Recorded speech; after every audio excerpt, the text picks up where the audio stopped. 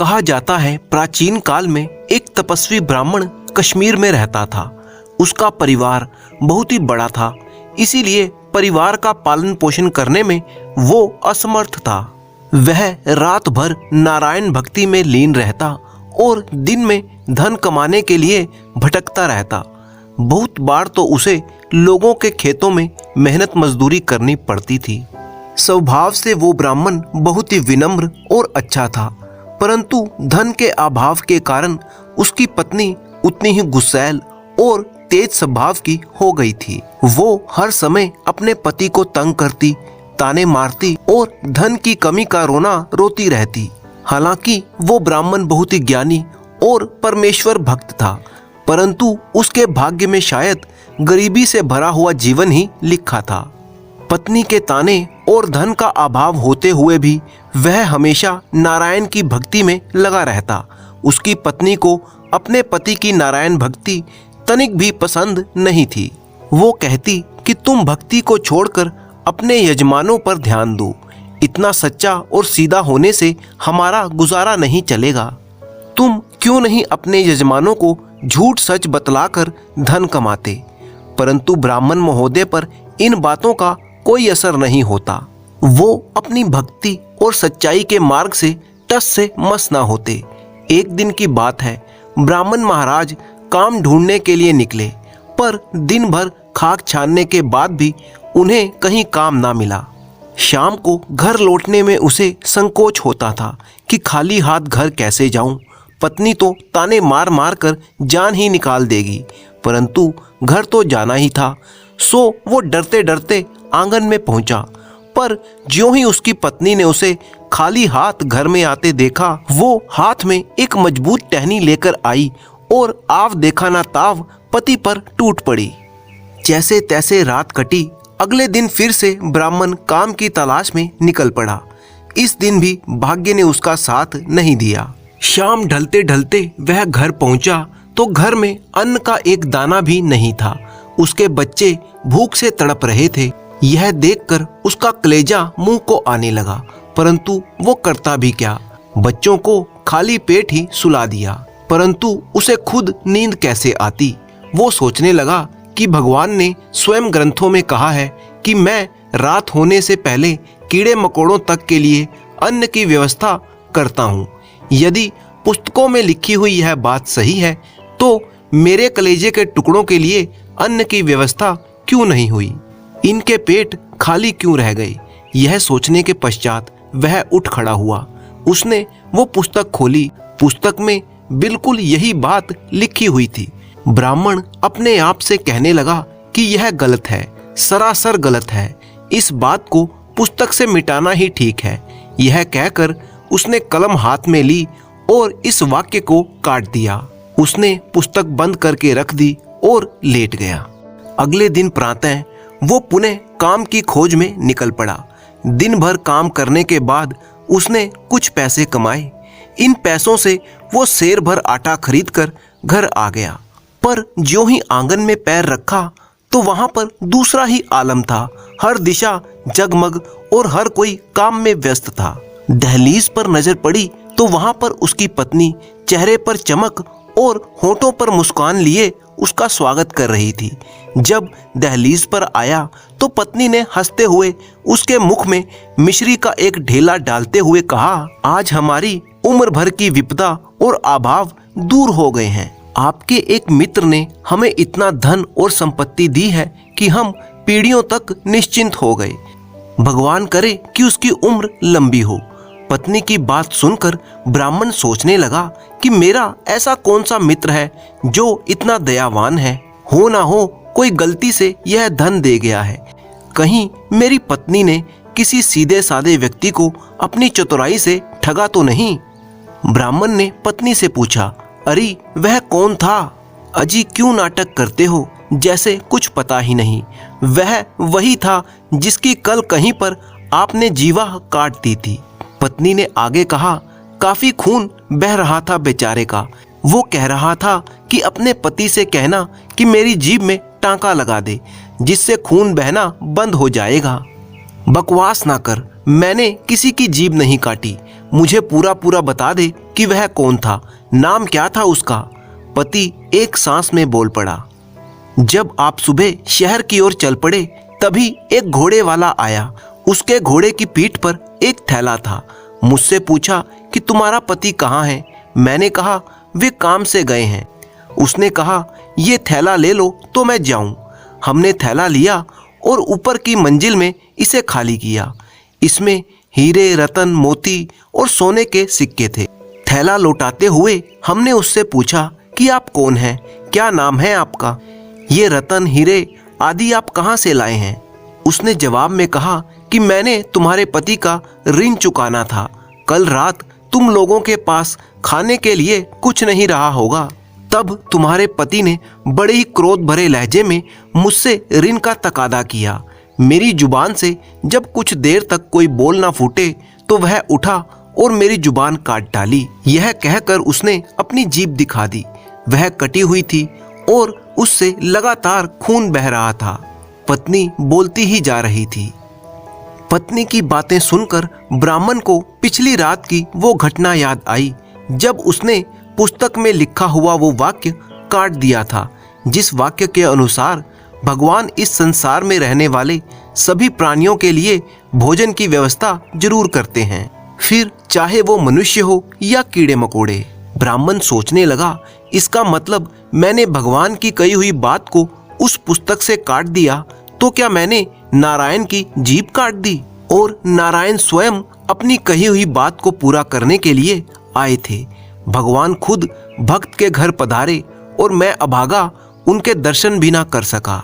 उसकी समझ में सारी बात आ गई थी। वह बिना घर में घुसे उन्हीं कदमों से लौट चला। पत्नी ने पूछा, आप कहाँ चल पड़े जी। पति ने कहा, उस बेचारे की जीभ में टांका लगाने के लिए।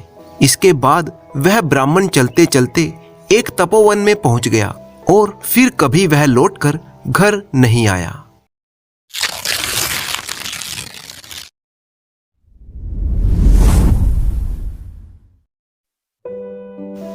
प्राचीन काल में एक व्यापारी था जिसका नाम था नजूमी। उसने अपने पिता का व्यापार कुछ समय पहले ही संभाला था। एक बार वह अपने ऊंट पर कुछ सामान लादकर दूसरे शहर के लिए चल दिया। बहुत तेज गर्मी थी, कंटीले व रेतीले रास्ते थे। अचानक आंधी चलने लगी।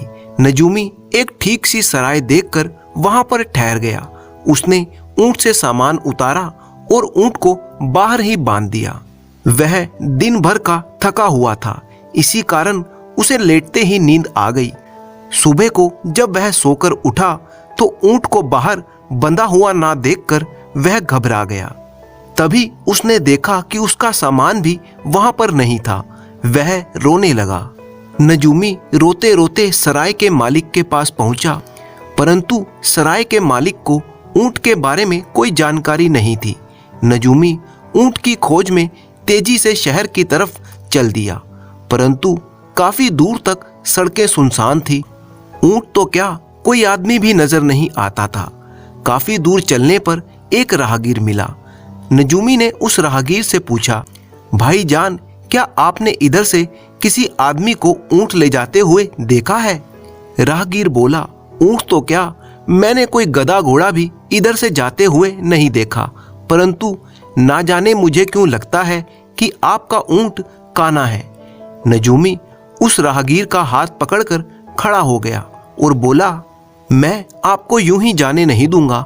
आपने अवश्य ही मेरा ऊंट इधर से जाते हुए देखा है। राहगीर ने हाथ छुड़ाकर आगे बढ़ते हुए कहा, मैं सच बोल रहा हूं कि मैंने आपका ऊंट नहीं देखा। देखा होता तो अवश्य बता देता। नजूमी राहगीर के साथ साथ बातें करते हुए चलने लगा। उसने सोचा कि शायद बातों बातों में वह राहगीर उस ऊंट के चोर के बारे में सही सही बता देगा। हो ना हो इसने मेरा ऊंट देखा अवश्य है, वरना उसे कैसे पता चला कि मेरा ऊंट काना है। परंतु कुछ ही मिनटों में राहगीर बोला, भाई साहब, आप क्यों अपना समय बर्बाद कर रहे हो? यह सड़क सीधे शहर को जाती है। चोर अवश्य ही इधर से ऊंट लेकर गया होगा। आप बिना समय गवाए तेजी से जाएं तो अवश्य ही आपका ऊंट मिल जाएगा। लगता है आपके ऊंट की एक तरफ चीनी की बोरी लदी हुई थी। नजूमी हैरत में पड़ गया कि यदि राहगीर ने ऊंट को देखा नहीं तो ये कैसे बता रहा है कि उसके एक तरफ चीनी की बोरी लदी हुई थी। नजूमी ने पूछा, आप ठीक फरमाते हैं, परंतु क्या आप बता सकते हैं कि ऊंट के दूसरी तरफ क्या था? राहगीर बोला, शायद कोई अनाज होगा। अब तो नजूमी का शक यकीन में बदल गया और वह राहगीर से झगड़ा करने लगा कि वह ऊंट चोर को अवश्य ही जानता है अथवा उसने किसी को ऊंट ले जाते हुए देखा है। राहगीर ने नजूमी को सड़क की ओर धकेला और कहा, यदि अब तुमने समय गवाया तो ऊंट भी गवा दोगे। नजूमी को कुछ ना सूझा, वह सड़क पर तेजी से दौड़ने लगा। वह कुछ घंटों तक शहर जाने वाली सड़क पर दौड़ता रहा। तभी उसने एक स्थान पर ऊंटों का एक झुंड देखा। वहां पर कुछ छायादार पेड़ थे जिनके नीचे यात्री आराम कर रहे थे। नजूमी जल्दी से अपना ऊंट तलाशने लगा। तभी उसने देखा कि एक ऊंट पेड़ से बंधा हुआ था और जुगाली कर रहा था। साथ ही गेहूं और चीनी की बोरी भी रखी हुई थी। नजूमी चीख चीख कर पूछने लगा, यह मेरा ऊंट है, इसे यहाँ कौन लाया? परंतु किसी ने कोई जवाब नहीं दिया। नजूमी कुछ देर आराम करना चाहता था, परंतु उसकी इच्छा थी कि वह ऊंट चोर को सजा अवश्य दिलवाएगा। यदि वह आराम करने के लिए रुक जाता है तो चोर उसके हाथ से निकल जाएगा। वह सोचने लगा कि उसका ऊंट कौन चुरा सकता है। सोचते सोचते उसका शक उसी राहगीर पर अटक गया। उसे लगा कि हो ना हो वह राहगीर या तो स्वयं चोर है या उस चोर का साथी है। वह अपना ऊंट लेकर तेजी से सराय की ओर चल पड़ा ताकि राहगीर को बीच सड़क पर ही पकड़ा जा सके। थोड़ी सी दूर जाने पर ही राहगीर मिल गया। ऊंट को लाते हुए देखकर राहगीर नजूमी से बोला, मिल गया आपका ऊंट? परंतु नजूमी को क्रोध आ रहा था। वह तुरंत ऊंट से उतरकर राहगीर को पकड़कर बोला, एक तो ऊंट चुराते हो, ऊपर से भोले बनकर कहते हो कि मैंने ऊंट को नहीं देखा। नजूमी राहगीर को पकड़कर न्यायाधीश के पास ले गया। उसने न्यायाधीश से शिकायत की कि इस राहगीर ने मेरा ऊंट चुराया है और ऊपर से कहता है कि इसने मेरा ऊंट देखा तक नहीं। उसने राहगीर की पूरी बात न्यायाधीश को बता दी। न्यायाधीश को सुनकर लगा कि अवश्य कोई गड़बड़ है, वरना राहगीर सारी बातें सही सही कैसे बता सकता है। उसने सख्ती बरतते हुए राहगीर से पूछा, सच बताओ कि तुमने ऊंट चुराया है या चुराने में मदद की है?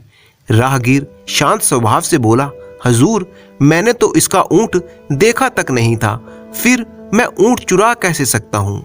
न्यायाधीश ने पूछा, देखो, यदि तुमने झूठ बोला तो तुम्हें कारागार में डाल दिया जाएगा। अब तुम यह बताओ कि तुमने ऊंट देखा ही नहीं तो तुम्हें कैसे पता लगा कि नजूमी का ऊंट काना है? यह सुनकर राहगीर के चेहरे पर डर के भाव प्रकट नहीं हुए।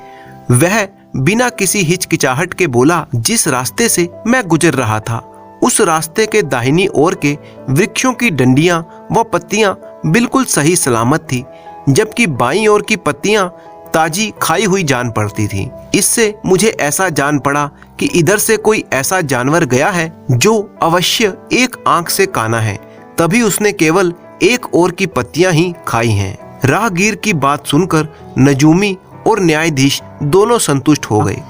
अब न्यायाधीश ने राहगीर की बुद्धिमता का लोहा माना और धीमे स्वर में पूछा, राहगीर, अच्छा, तुम्हें यह कैसे पता लगा कि ऊंट के एक तरफ चीनी लदी हुई थी और दूसरी तरफ कोई अनाज?